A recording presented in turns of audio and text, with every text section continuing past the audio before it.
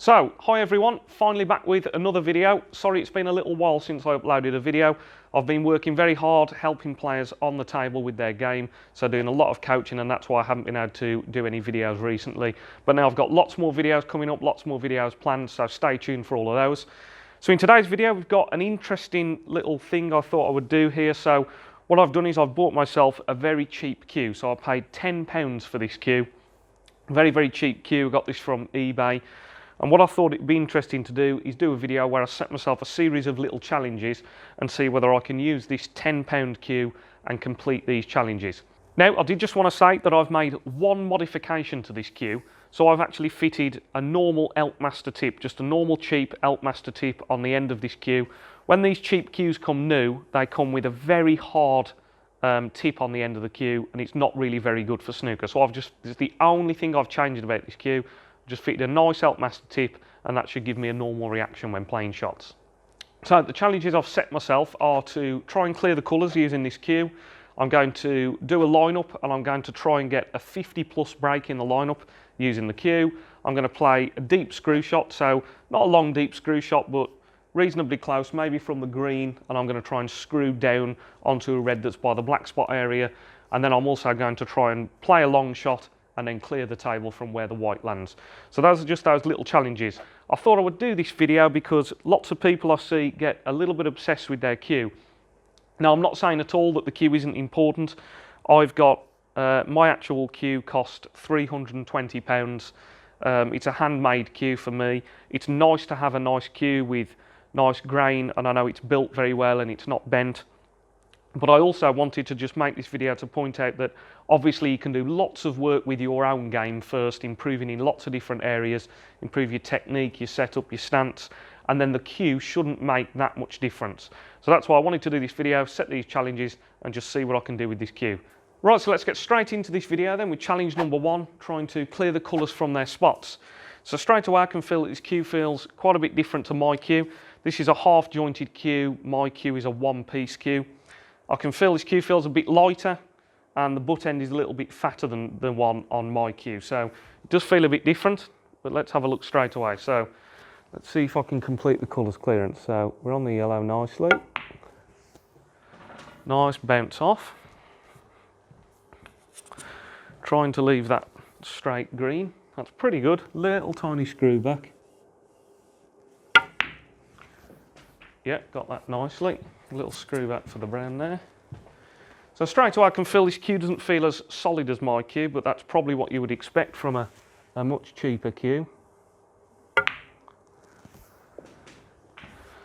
So I've gone a bit too far there for the blue. So let's see what it's like on a bit of a longer pink here then. So I've just got the natural angle here. So trying to keep still, just float the pink in. So I've got the pink nicely. And then just trying to pop the black now. So there we go, that's challenge 1, clearing the colours. As I say, straight away I can feel this cue doesn't feel as solid as my cue to hit, but successfully completed the colours clearance there. Let's move on to the next challenge. Right, so straight into challenge number 2 here. I'm going to attempt the lineup, and I'm going to try and make a 50+ break in the lineup. So let's get straight into it. Let's set myself up on this red here. So let's see how I get on. So all about keeping my technique good here. So we'll try and keep track of the break as we go along as well. And I'll tell you some of the shots when I'm using little bits of side and things.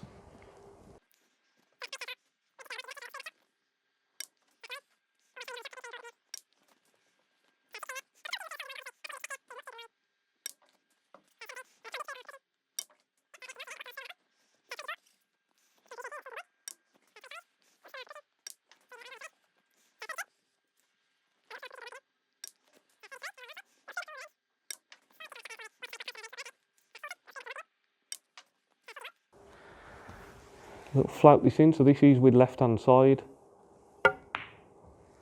Yep, got that one okay. So 48. So 2 pots away from the 50 now, so little run through for the black I think here. So 49. Little screw back for the 2 reds.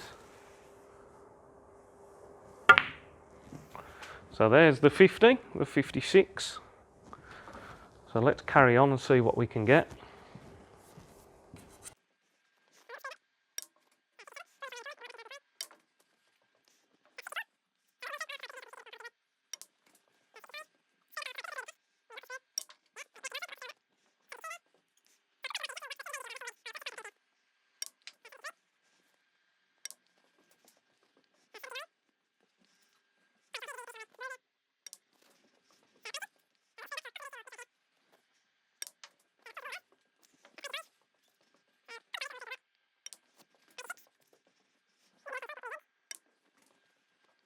So 93, so red and a pink will be 100, so let's play a little screw back.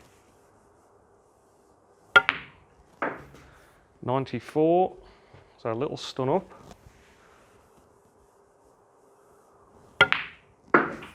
So there's the 100 then.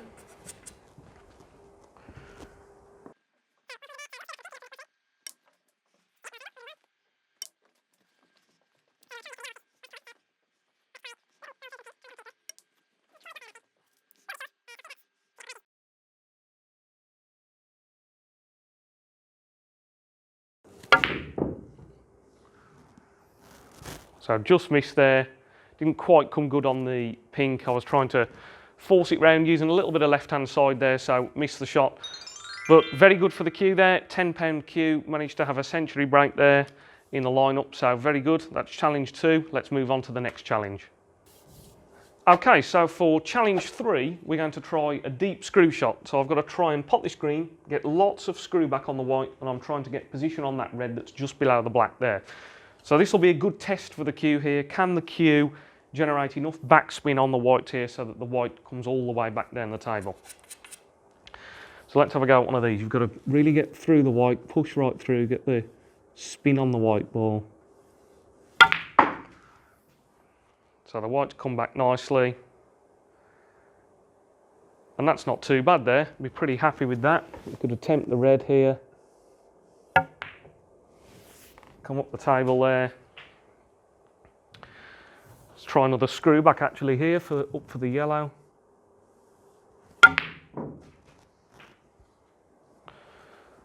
So I've got to the yellow nicely.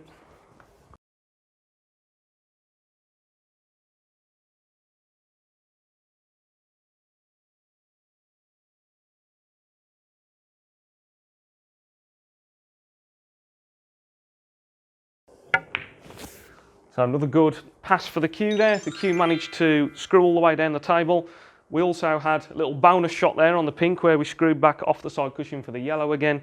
So very, very good. Generates lots of backspin. No problem playing deep screw shots there. Right, so the final test for this cue now is to attempt a long shot. So these are much more difficult now because there's much more distance between the white and the red ball. So any effect of a tiny amount of side that you didn't want on the cue ball can easily push the white off its intended line, and by the time it reaches the red, it won't make the correct contact. So it's even more important here that your technique is very good, that you keep nice and still, you do everything right on the shot. So let's have a look at how this cue gets on then. So obviously over this distance, I don't know this cue very well, so this shot could be quite difficult to get right. So I'm going to do everything right in my technique, lining up the shot, walk in, make sure you're doing your aiming.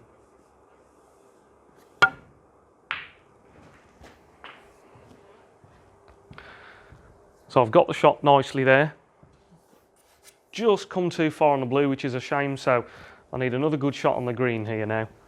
So a little screw back for the yellow, needs a good solid cue in. So just about got it there. Would have preferred to have screwed back a little bit more. I should still be okay here on the yellow, so.